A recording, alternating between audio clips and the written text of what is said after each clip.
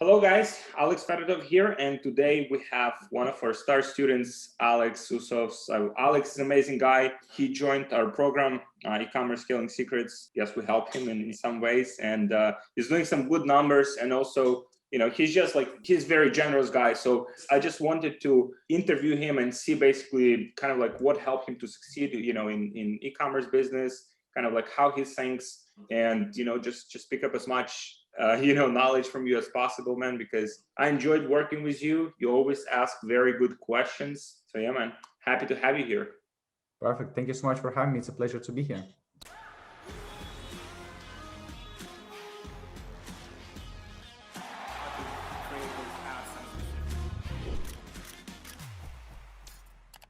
What numbers, we just discussed this, like what numbers you're hitting right now with your e-commerce stuff?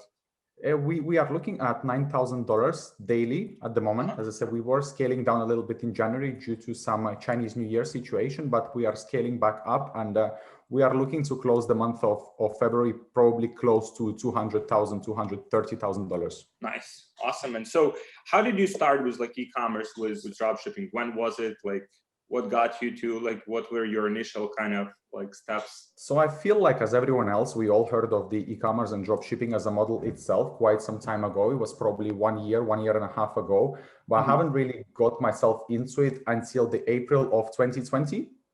Whereas I started to dropship, I created my own website, and it kind of taken off from there. I still had a full-time job, but we were all on a layoff situation. And yeah, it's kind of, the moment I felt the traction was there, it was just a matter of taking that risk and stepping into the unknown. And from then onwards, I never looked back since. That's awesome. So how much did you spend on ads before you got your first like traction? So it was actually quite interesting story. I remember launching my first ad, and it was just a picture of a product. It wasn't like any ad copy. And I just thought, I'm just going to put it out there and I'm going to make a sale. My friend told me, it's not how it's going to work. If it's a service product, you need to explain what the product does and how it's going to sell. So it was quite interesting for me. I've spent £800 on Facebook ads, and I've made a few sales. And then, started to happen all the situation with the COVID-19, etc. So the factories, they weren't able to ship the product. So I ended up refunding all the products, and obviously Facebook wouldn't refund you the money that you spent for the advertisement. So that was kind of £800 down for myself, which was a big hit and miss at the moment. But yeah, that was the beginning. But I felt like to make a first sale, it didn't take me long. I feel like I've spent around £200 to make my first sale. £200?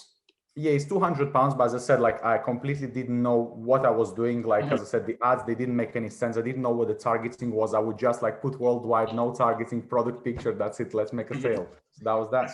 That's awesome. And I mean, we reviewed your metrics before, right? And I remember you have one of the highest conversion rates on the website that I have ever seen. How do you approach that? Do you have specific framework? Do you have specific mindset about that? Do you constantly tweak the pages? What was your conversion? By the way, what was your conversion rate? 8, 10%? Well, it's 8 with a product of just under $30. That's close to 8%. That's 7.5%, 8.5% conversion rate. It's pretty nice. So how do you approach that? Do you just the website and just convert right, or it's take something and adjustment and you observe some data, and how do you do it? Yeah, I mean, it's definitely the process of adjustment. If you speak about the technical parts, then of course we all know how important is how important are the social proof. We all know that, but you also have to touch people on the emotional level. So, for example, we ourselves, by we I mean two people. So we want to touch people on the emotional level. And for example, we are planning to donate certain percentage of our profits to charity. So as you do that, it's also good to bring it out there. First of all, because you're going to bring more awareness to other people. The other, more people that would like to donate to charities and make a world a better place. But also, even the people that might not be quite certain whether they want to make a purchase, they will make that purchase. So that's on the emotional level. And of course, you want people to buy what they want to buy, not what you want to sell them. That's very, very important. So once again, you want to sell what people want to buy, right? Not what you want to sell. Correct. So my job as a marketer is I want to put the product that was in your mind for a very long time. I want to put it in front of you, the product with a very high perceived value. And it's very, very important to touch people on that emotional level. If you want, for instance, if you want to sell a hair straightener is not going to make you happier, but looking beautiful will. So that's how we try to position ourselves. Okay. So basically you create copy position, kind of positioning product with more like benefit oriented copy and kind of like emotion. Correct. Let's say when I came up with my dropshipping store, right, it was always a bigger picture in mind. And a lot of people these days, they talk about branding and they think, you know what, I put the label on a box and I bring the product to the warehouse and now I have a brand. I believe that you could be a drop shipper, but to do or to provide your services with a bigger or larger dignity than a lot of brands. And this is what I had in mind. Let's say our mission statement is 6 words. Feel confident in your own skin. And that's it. So as long as this, let's say, problem, or as long as this need or perceived value exists within the community, then the product will sell. That's good. And by the way, Alex is like, I won't disclose, like, but Alex is selling one of the most like, I mean, who didn't sell that product, man? Like you, I mean, it's just, right? Yeah. Like, and so like, in terms of that, like, so you written your own copy, like you crafted all of the landing pages, all of the project yourself, or you had some help? Absolutely everything. The only things that I outsource is video editing and video materials, but even that I have like direct input. I want to know exactly what goes into the copy. I want to know exactly how it starts. So, you know, we all know it's like, it's a bold statement, then it's going to be probably a hook, benefit, and a call to action. We all know that. But what type of content you're going to use is up to you. And in this situation, I want to be fully able to adjust this content and to really dictate the copywriting. So you've done all of those things even before you launch the product, the ads, or you've done this like, it's like, so you launched it and then it's like, then it fucking bombed, or what? Yeah, just to bring it into perspective, when I first launched, I mean, the product, for example, the product cost was $24.99. That's probably around $33. So when we launched it, the conversion rate was somewhere about like 2.8% conversion rate, whilst now we're looking at, you know, closer to 8%, 8+%. No shit. You took it from 2.8 to 8? Yeah. So it's as I told you before, it's a constant testing for me, you know, like this is where at some point I feel it's almost like a burden, like probably I should be kind of putting my effort somewhere else, but I really want to understand the whole process, the whole picture before I kind of start to hiring teams, you know, and everything, but then you don't know. Because essentially, if you want to build the team and you want to build sustainable business, you want to be an example. You want to be the person that at least have an idea of each aspect of the business. You don't have to be specializing in every one of them, but at least you want to be able to lead people, or to, rather than just hiring a team and not being able to give them any steps of procedure, service or procedures, just hire a team. But then, you know, when they mess up, you don't even know that. So such a good point. So you took how much time it took you, like taking the product and the conversion from 2.8 to 8%, like how much time it took you? The first time that I actually hit 8% was August. So we are looking at about like 4 months time. It took you 4 months basically. Yeah, 4 months. 4 months to kind of understand the process, because now, as I said, the some other products, even the ones that you recommended me, as I said, the product cost is $49, right? And the conversion rate is 5%, which is still great, you know? Holy shit. Yeah, it's pretty good. Holy shit, man. Yeah, I mean, with that product, we would sell it at a more expensive price, but we get like, you know, 1.5, like 2% at best. Yeah, but your price was quite high. Yeah, that's the thing. Yeah, I mean, so that would kind of like offset that difference. But and speaking of the price is actually quite important. Speaking of the price, as I told you, when we first, like, I say we, I don't know why, but when I first started, I started at $24.99 in pounds. That's like, as I said, 30, like 33, 35 bucks in that ballpark. The conversion rate was lower, right? And the people would be surprised, because everyone now thinks, oh, okay, I want to make more money. I want to have higher margin. I need to increase the price. You might be completely wrong. What you might need to do is actually drop the price, because your conversion rate going to increase so drastically that you're going to offset all the difference, and you're going to have higher margin on top of that. And then you have higher conversion rate, then Facebook gives you preference in the auction, right? You accumulate more events, you pick the seasons faster, right? So you just for me, I remember I was on holiday, and And I was thinking, right, I've got this product, and we are like, it started the pandemic. I was in Canary Islands and I was thinking, okay, I really need to start to do this. Like I sold like a few products, as I told you. I had to do a refund of and I lost 800 pounds on Facebook ads. And I was thinking, why don't I just buy the data from Facebook? I was thinking, if I'm breaking even, I'm good. At least I will season my pixel. At that time, I thought that the pixel was everything. I thought if my pixel knows, that's it, I'm good. And you'd be surprised. So I put the price down by 490 or like £5 just to get my pixel seasoned. And you'd be surprised. The conversion rate just skyrocketed, by like 2-3 extra %, which was because, essentially your cost of goods is the same. Your cost of advertisement is the same. But now, as I said, like your conversion rate is just higher, higher, higher. It's just, sometimes you have to experiment. It's not always increasing the price to make more money. Sometimes it's dropping it down. And again, like that's was like how would I say, like saturated products ever. Like, Yeah, it's crazy. It's crazy if you think about this. But now that we have the formula, as I said, even the product that you gave, I mean, it works. I mean, it does work, which is pretty cool. Because now, as I said, now that we know the concept, we could really like start to expand and say by hiring, hiring media buyers, hiring the web developers, because you have a structure, you have a working frame that you want to follow. That's awesome, man. So let's just break it down. I think let's make it maybe visual, right? Like, so for you, like kind of like the moving parts in this, right? So people can get value from this and people can actually like emulate, right? So one of the things like you mentioned is like emotional copy, right? Like, is that emotion also like goes like through the ads? Like, so in the ads, you're using some emotions, or it's only on the landing page? There are a few things that work. And as I said, the testimonial ad copy works very, very well when we speak about the video ads. Testimonials work is one of the best, but also the bold statement. And as long as you could back up your bold statement, you're good to go. Bold statement.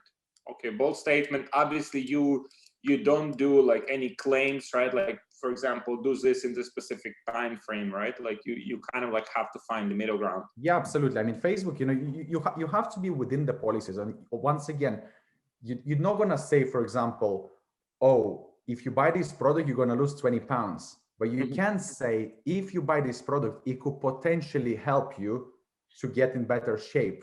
But you didn't mention anything about the weight, or you didn't make any false claims. So yeah. Okay, cool. So that's on that side. In terms of the like structure, what team are you using for the website? I'm using Debut. Debut. Okay, cool. I'm using Debut, as simple as that. It's nothing like, as I say, I've tried to use the Beautify and the conversion rate went down. I've tried to use some other things, but as I said, at the moment, neat and good looking theme is better than all these spammy, and silly or catchy things. So pretty much like simplistic design. Very simplistic, very minimalistic, very neat. Do you have like you have some kind of like experience? Or you're not a designer, right? I'm the furthest person from being like a tech savvy. Wow. Okay, cool. What you've said is like you're selling products that people want to buy, not what you want to sell them, right? That's such a good point. But I came to this realization. It was quite a big, wake-up call for myself. As I said, I was having this neck massager, one of the products, and I really wanted to make it work. And I felt like I've done the good website and I've done this and I've done that. But the reality is that I wanted to sell. I didn't want to position myself as, hey, people have problem. Let me put it out there. Let me put next to them and see if they're actually interested. You have to find a market for the product. That's one of the best criteria that you can have, is to find the hungry market. Hungry market. Okay. Hungry market. Hungry market. You mentioned the continuous pricing testing. But do you still test prices or not anymore? Once you found that like sweet spot, you don't touch it. Yeah, I mean, it's like I still do. As I said, sometimes I even get back to my old ads, to my old ad copies, to my old things, and you'd be surprised because sometimes the things change. The things change, the pixel change, your audience populate differently. The broad audiences change, people grow up. People get bored. You have to slightly adjust yourself, but mainly I don't touch it as much. I've tested once again, like 2 weeks ago, we tried to increase the price by £2, which is like, I don't know, $3, like 30 cents, etc., and it just didn't work. Interesting. You're focusing on a specific markets, right? Like you're focusing on one country? No. I used to focus on UK alone, which worked pretty well for myself. Obviously, as you once mentioned, you can only scale as high having one market. So we're now focusing T4. Oh, okay. Cool. So you expanded from there. Nice. Yeah. That's nice. Like any email marketing, like have any backend, or like it's pretty much just a front end for now? Yeah, this is something, it's a very good question, Alex. It's an interesting topic. You know, I see a lot of people in the space, in the industry itself, and, you know, people, they want to go in all these like nitty gritty things. They're like, oh, you know, I'm running Facebook ads.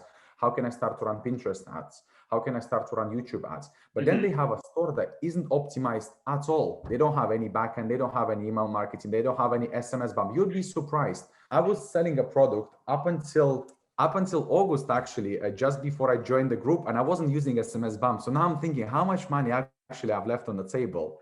So yeah, as I say, we use quantity breaks. We use the abandonment protector of 4 different emails. We are using SMS bump. You know, we use all that stuff. We say thank you emails, welcome emails, etc. It could be improved for sure. I'm actually using one of the agencies that you had suggested. So we are going to partner with them. Okay, that's awesome, man. That's awesome. That's actually a very good point. You know, it's like people always looking for this like shiny object, right? What's the next like advertising platform? You know, it's like what's the next, like, you know, instead of just kind of like dialing in what actually works and what actually has proof of concept. I had a conversation yesterday with Josh. You know, Josh Snow, like the Snow Whitening. Yeah, so, very much. Yeah, had a conversation yesterday with him. He said, so they had a good traction with, you know, with their like kit, you know, the teeth whitening kit that was selling for like $150. And people say like, hey, you know, you have these like teeth whitening products. Like, why don't you launch the toothpaste? Why don't you launch the mouthwash, right? And so obviously great ideas, right? Because bigger markets, everyone needs a fucking toothpaste, right? Like that's like mass market product. But then like, you know, he just like decided to focus all of his efforts on improving the existing product, you know, the teeth whitening kit, because, you know, that product already, you know, generating, you know, millions of dollars in sales, proof of concept, you know, so they just dedicated all of the resources to improving that existing product and just blowing that product up farther, right? So I think there's a good lesson in it, you know. It's like, hey, you know, I feel, as you just said, that there are a lot of people, they try to kind of find the winning formula, but the only way you're going to find a winning formula is by testing it or by doing it, not by listening, nor by studying it. You know, I see a lot of people in the community, they are like, should I duplicate the ad or should I duplicate the ad set? Should I have multiple ads in the ad set or one ad? You know, it really doesn't matter, because the fastest way to get there is by actually doing it, not by studying it. A lot of times people, they use word improvement as an excuse. They say, oh, you know what, I'm not launching this store because my website isn't good enough, or the product isn't good enough, or my email marketing isn't good enough. But in reality, what people are avoiding is a next step ahead. This is what people are avoiding, you know? Can you elaborate on that? What do you mean by that specifically? So a lot of people, I say, they would be afraid, let's say, you know, when you're one step away from achieving something that you really wanted. Let's say you have a website in place, you have the ads in place, you have everything in place, and you are so digging down into studying more and learning more that you aren't actually implementing anything, and you just stuck. Basically, you're having paralysis by analysis. And this is what happens with a lot of people these days. They don't do. They want to know everything, but they're not going to do anything. Oh yeah, man. I've noticed that, you know, and you see this with some of the, you know, that's kind of like our goal, you know, in the program, like to basically change that thinking, you know. Like for me, it's like people ask, like, for example, yeah, definitely people ask like, what's better, like CBO or ABO? Like, doesn't fucking matter. Like, I don't give a fuck, you know. Yeah, it's like, I mean, if you have a good problem, you can just like fucking duplicate. You can like, you might not duplicate, you know, you test, you see what's working, but it's like, if the foundations behind that, like the conversion rate, right? Like the product market fit in the first place, yes, but their product resonates with customers in the first place. If those foundations are not set, like none of this shit will help. You know, it's interesting because I think I have to mention that, you know, for a lot of like people that are starting out, even myself, I haven't been in the space for that long, but I think it's worth mentioning. In June, I had put in over 360 hours into dropshipping, into store, into trying to sell, into trying to make it work. And that brought me 260 pounds profit. So when I was talking to a lot of people in the space, they would say, Alex, just switch the product, just move to another product. And I say, that's not the point. For me, this product is like a guinea pig. I really want to understand the processes behind. I really want to understand what works for people. is extensive testing, is really, really trying to understand those things rather than to, as you just said, looking for the shiny project and, like selling it for 2 months and then switching to another product. And that's the thing. A lot of people now, they find branding is a new shiny word, is a beautiful thing.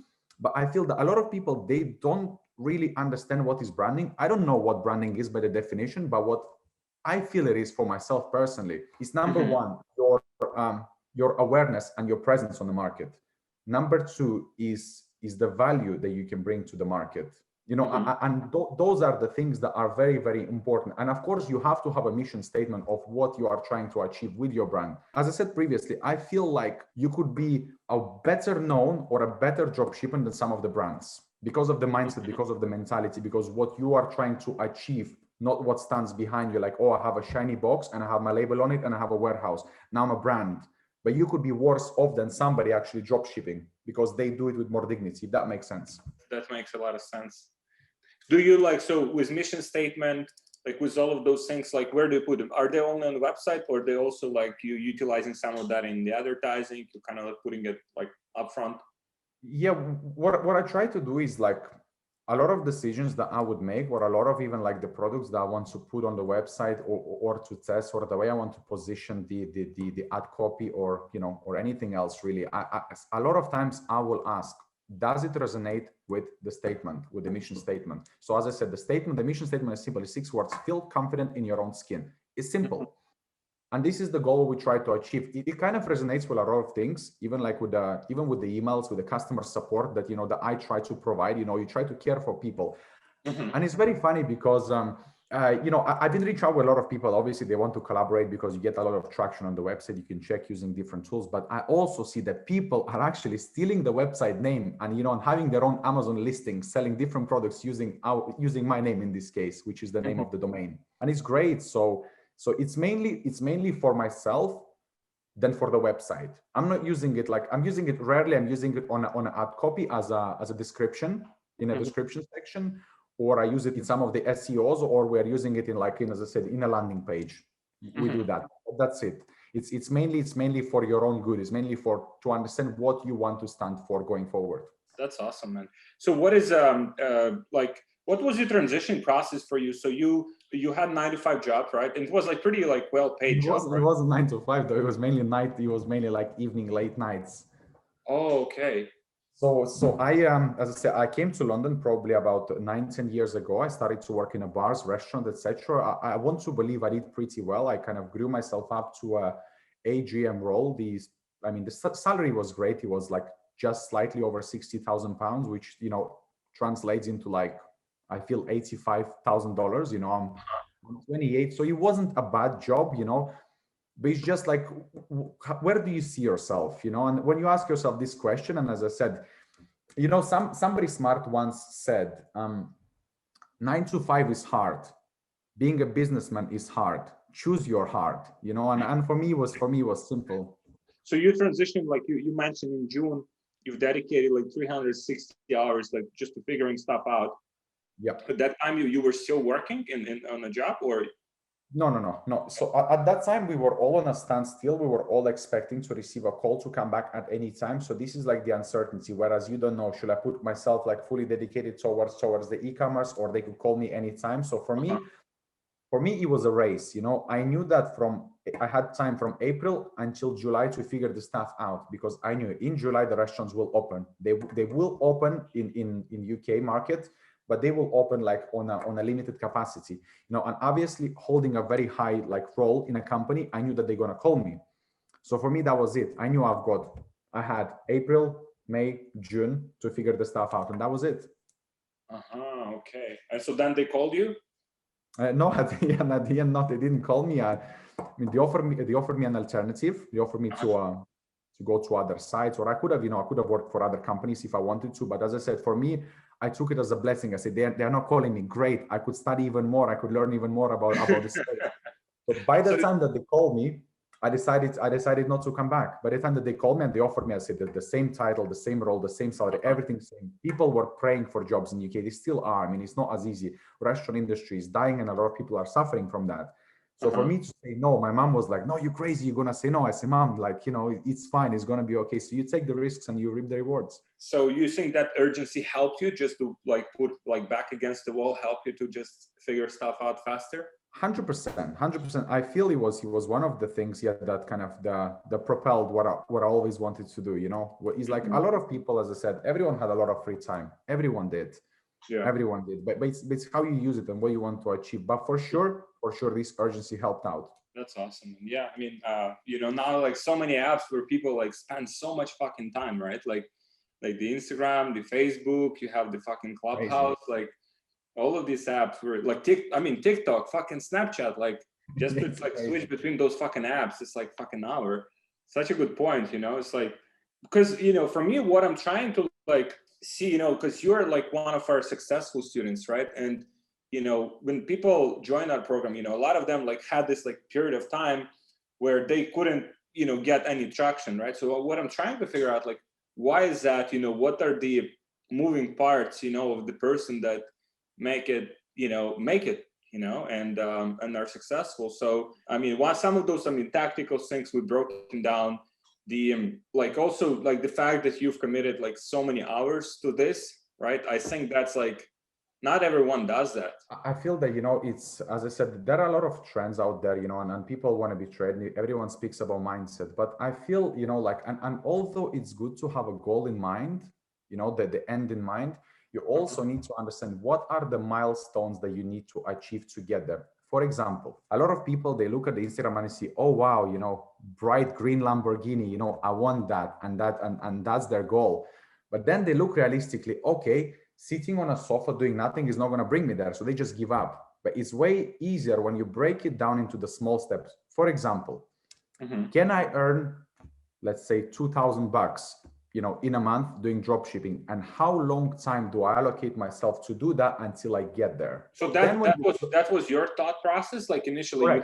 Correct. Yeah. For me, I haven't had this like, okay, I'm going to build like 8-figure business or like 9-figure. It's like you would start, okay, this is the initial like benchmark I need to hit. The end goal was always in mind, right? Like the number that I have in my mind, I don't know why it is, but since I'm a kid, is 100 million, right? I want to be worth 100 million. That's the kind of number that I have. But I also understand it doesn't happen overnight.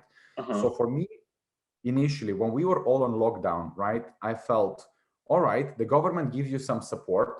How much more do I want to be making for me to be sustained and for me to be happy?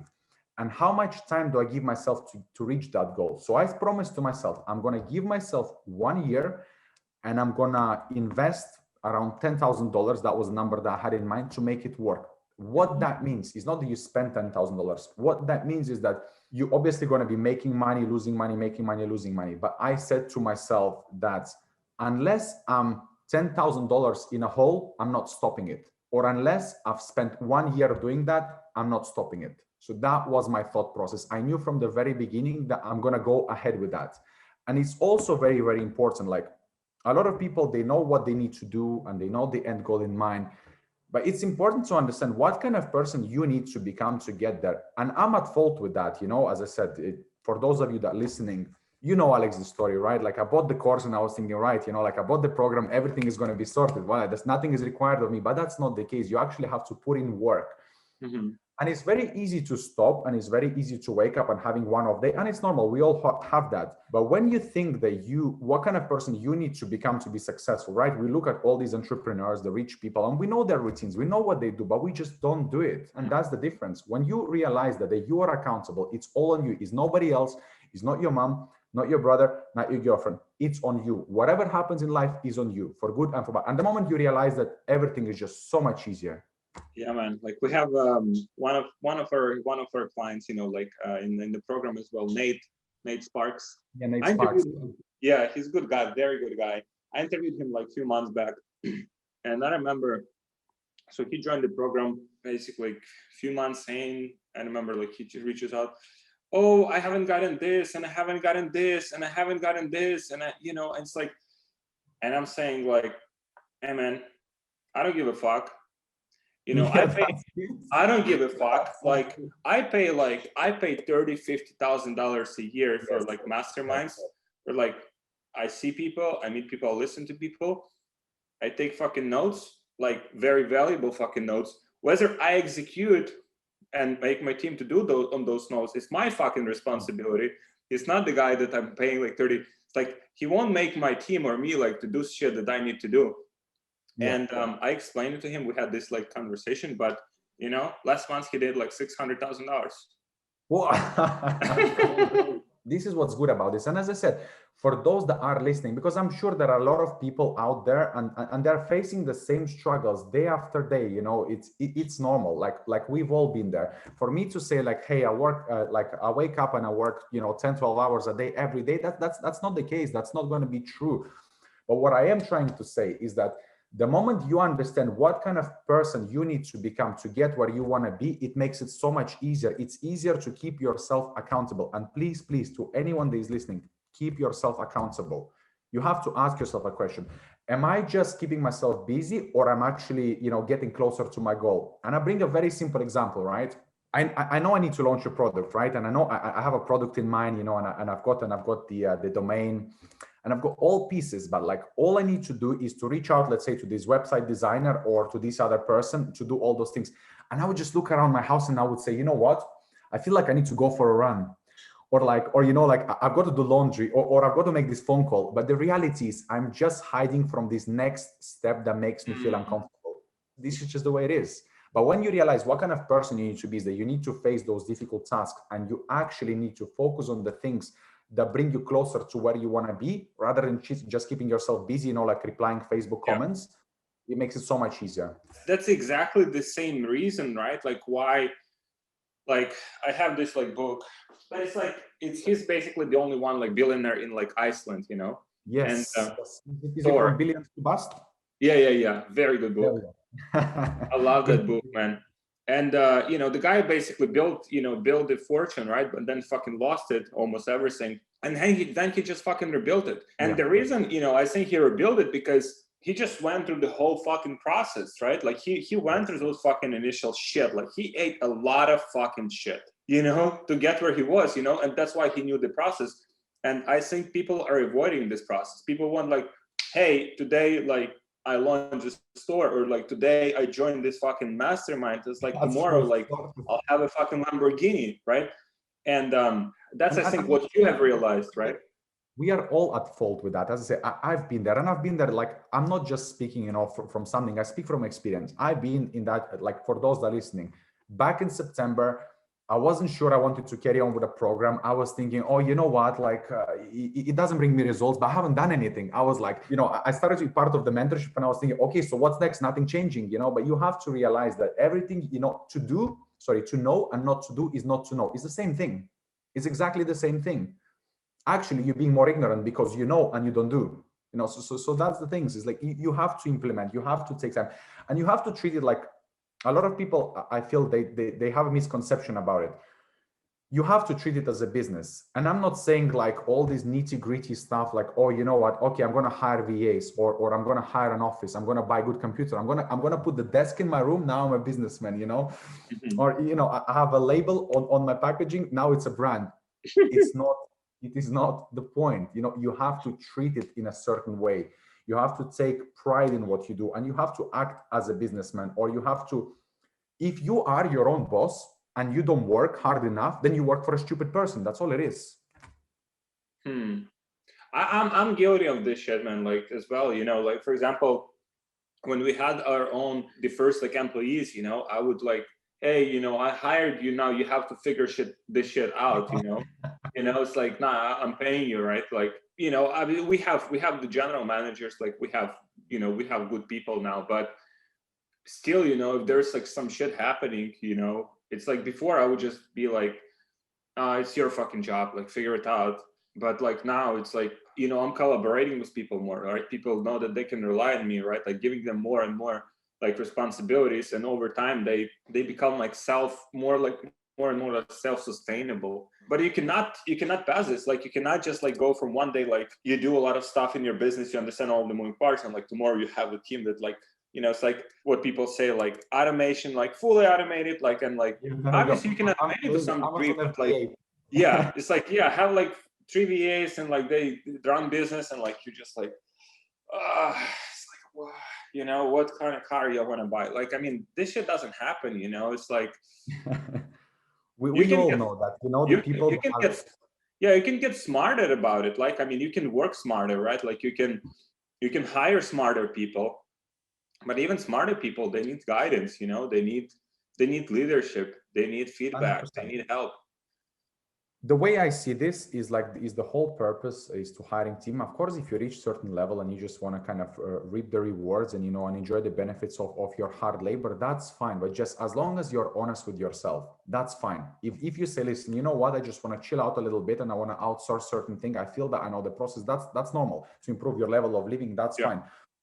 But when you see, like, I wouldn't speak not necessarily in our community, but you just see like so much misinformation out there. The people, they're making 60,000 in sales, and the profit margin is 10%, but then they're paying for like a VAs and all that stuff, and they pay like another $4,000, and I'm like, so what do you do then? You know what I mean? It's just so like, what do you want to achieve with it? Yeah.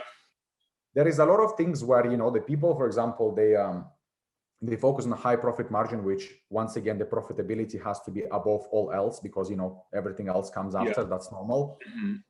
But also sustainability is also a very, very important factor.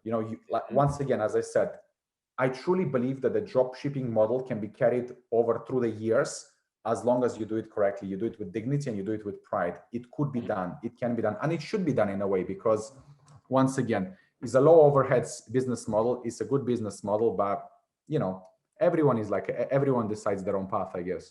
For sure, man. And I had scheduled like the interview. The guy Moise Ali, he built, he built the native, from like zero, sold it for 100 mil to Procter and Gamble. And I was reading like some of his interviews. He basically was like one-man band. Yes. Yeah. Yes, correct. Doing all of this shit, like with fulfillment, with packaging, customer support by himself, till the business was already at like $200,000 per month. Yeah. I mean, look, it's like I don't want to blow my own horn, but if you look at, as I said, from September until December, as I said, the store made $780,000, and I've done everything by myself. There is no one else, there is just like there is just my agent that we work very closely with. It's a different level. It's not like a regular agent, and regular customer. I feel that we really have, this good understanding and good connection and good level of trust, So yeah, it's like, as I said, just under 800 grand, and in 4 months time, and it was all done by myself. Is it right or not? I do not know. Probably I should start outsourcing, and I will, as I said, once again, I am launching a new product. I'll tell you in private later on, today. But yeah, as I said, is it right? Is it wrong? I don't know. But what I do believe that it made me a stronger person and it builds character. That's what I believe in, no doubt. That's awesome. Where are you from? You from Russia? Well, I was born in Latvia on the break of the Soviet Union. So. Oh, okay. Well, at the moment of the collapse, I'm 28 now. So yeah. That's like. The Russian is my mother tongue. I don't speak Latvian. Like hardworking Soviet mentality. I mean, I have this. Yeah, in a way, but you could, you could achieve anything. There is a good saying: if you don't risk anything, you risk everything. And if you don't progress, you regress. There is no like a drifting around, staying on the same place, because if you don't work, somebody else does. And just this realization, sometimes I wake up and I'm looking at the numbers of the guys in the group are doing, and I'm like, bloody hell, like I should work harder. That motivates me, that inspires me. Mm-hmm. I'm not looking at like from the bitter point of perspective, oh, bloody hell, he's lucky, or he found his winning product. I mean, my product, right? It's like, it's good to have a good product, but you could make anything work if you put in hours. Of course, sometimes you have to know how to call it a day and how to switch, but make sure that you did your best to make it work. As I told you, June, 360 hours, 200 pounds return, whilst in May, it was like around $5,000, the same amount of hours was like 5,000 profit. And then it just started to go down. So at this stage, this is where majority of people, when the traction kind of start to cool down, they're like, okay, let me find another product. And this is what brings so much animosity towards drop shipping, and now everyone wants to do branding, because people just jumping from one product to another, and consumers, they feel that they've been left out. They bought this product, they believed in it, and now the website doesn't exist anymore, the Facebook pages are gone, the community isn't there. You know what I mean? Yeah, that's why Facebook gives dropshippers bad time, right? And PayPal. There we go.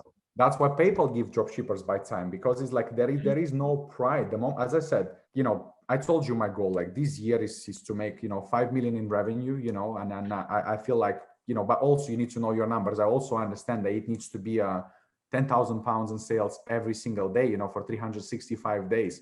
Yeah. I'm not there yet, but I'm pretty sure I'll be there by the end of this month. I mean, I'm 100%, 1000% confident because you've been through the whole process, right? You don't have like unrealistic fucking expectations. Like sometimes people would, if we have the program, people fill the application. What's your current monthly revenue? It's like $5,000. What's your desired monthly revenue? 10 million or 100 million.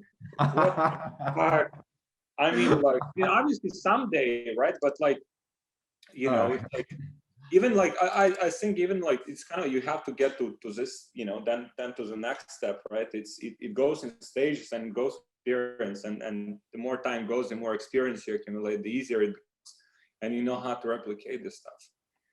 As we just said, you definitely have to have an end goal in mind. You can't just be kind of drifting around and thinking, well, one day I'm going to stumble upon something, You have to have an end goal in mind. But as I said, for me, the three key components that kind of keep me going is to have an end goal in mind. As I say, its number is 100 million as an example.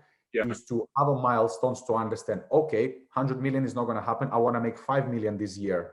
So then I understand 5 million is 10,000 pounds every single day. So I understand that as well. So that's like a small milestones in your achieve. But one, which is the most important, is what kind of person I need to become. Who do I need to be? What kind of life choices I need to be making to get there? Because as I said, the moment you work for yourself, it is what you need to be or who you need to be together, not anyone else. Yeah, it's one of those things, when you have like 95 job, right? Like regular, like someone always like telling you what to do, right? Like and then if it doesn't work out, you go say, you know what, it could have been different. No, now you work for yourself. Realize that, be transparent with yourself, be honest with yourself, look at yourself and say, am I doing tasks that are bringing me closer to where I want to be, or I'm just fucking around and looking for excuses? That's the reality.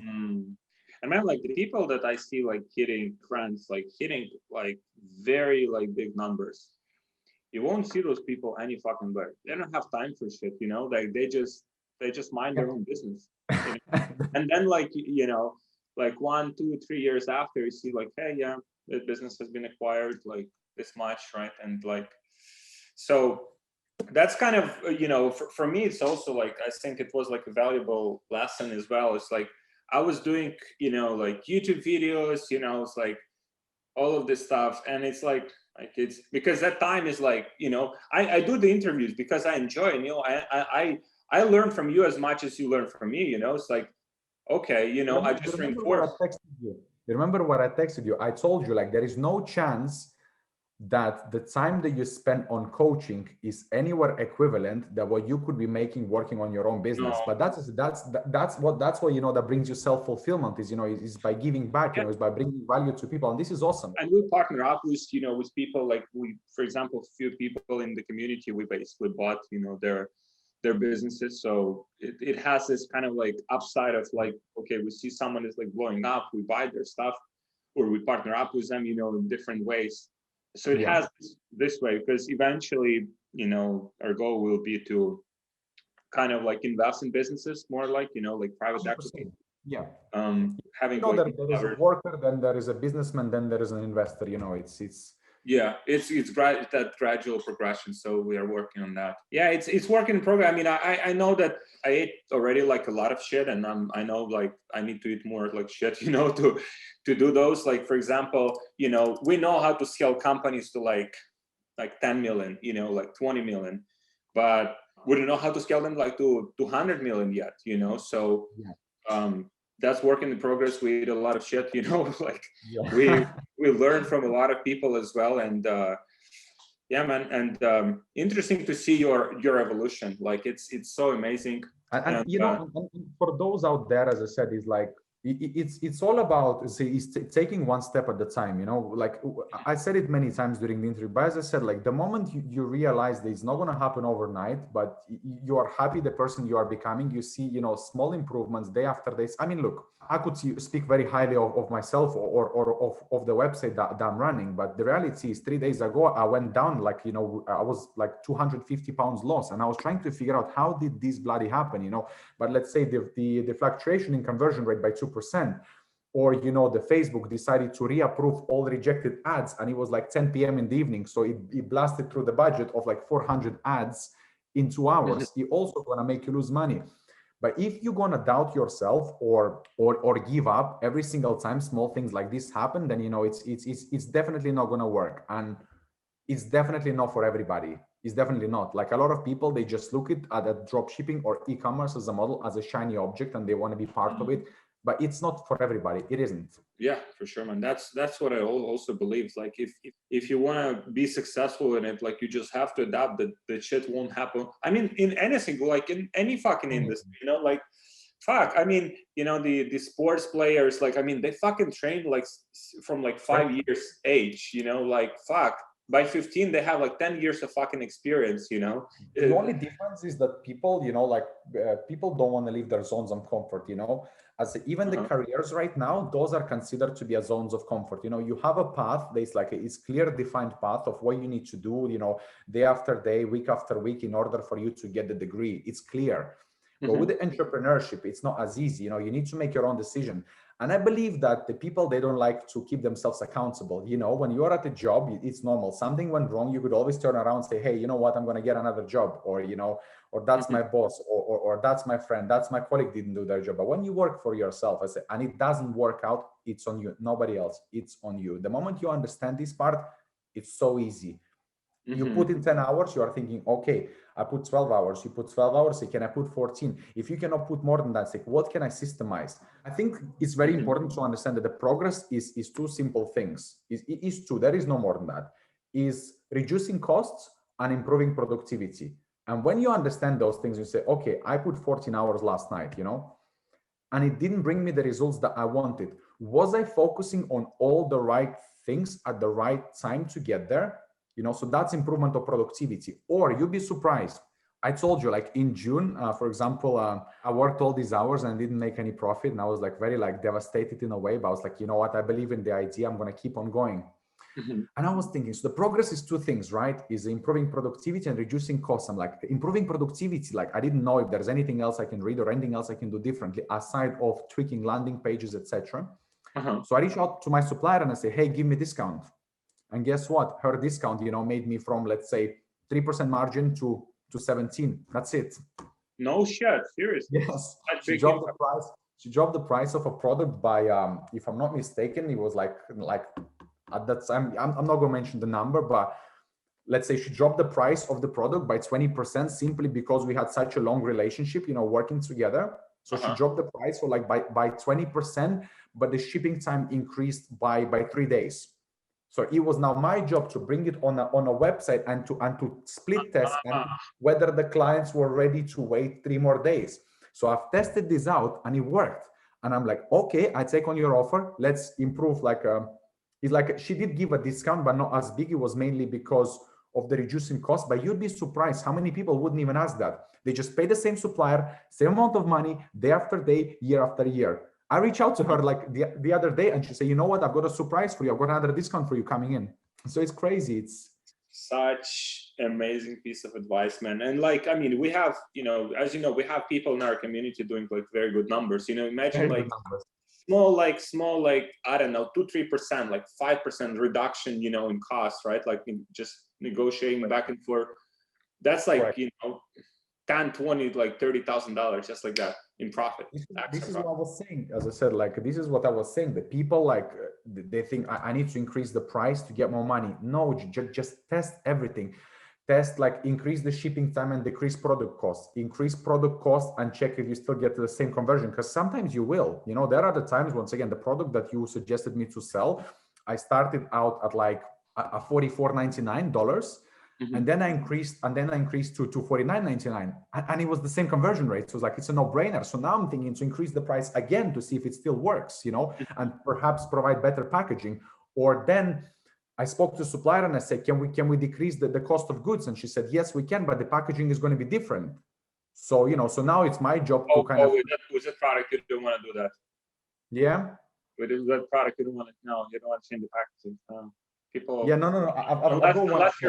Unless you're using it like in your, like, on the lander, but there are like two versions. Yeah, it was that product specific. You don't want to do that. Like, it's people get pissed. Like, but the point I was trying to make, that there are so many moving parts, and you need to make sure that you touch. But yeah, with other products, it might be like irrelevant, right? Like people might not like care at all. And this is where we go back to kind of to the same subject, where like everyone wants to jump on like on these like new shiny thing, or TikTok ads or Pinterest ads. Of course, you don't want to leave opportunities on a table untouched. But also, before you do that, make sure that you really understand the process. And it doesn't take long. I mean, it took me 5 months. I don't know everything. There are a lot of things that I need to improve on. But I have a belief that I have a strong understanding of the foundation of the e-commerce, not necessarily like all this nitty-gritty stuff, like other people do, they use all these like Truckify, they use like people that build their landing pages, but but then they didn't even order the product themselves to test it. Products, or those are different pixels? Say again? Do you use the same pixel for 2 different products? At the moment, I've got 5 products, and yeah, I've tried to use 2 different pixels because 4 of them are in a same niche exactly, and they go like well one with another. We use them like as an upsell, cross-sell, email marketing, etc. The other one, I had tried to use different pixel, and you'd be surprised, it didn't work as well. Actually, using the same pixel worked better for me.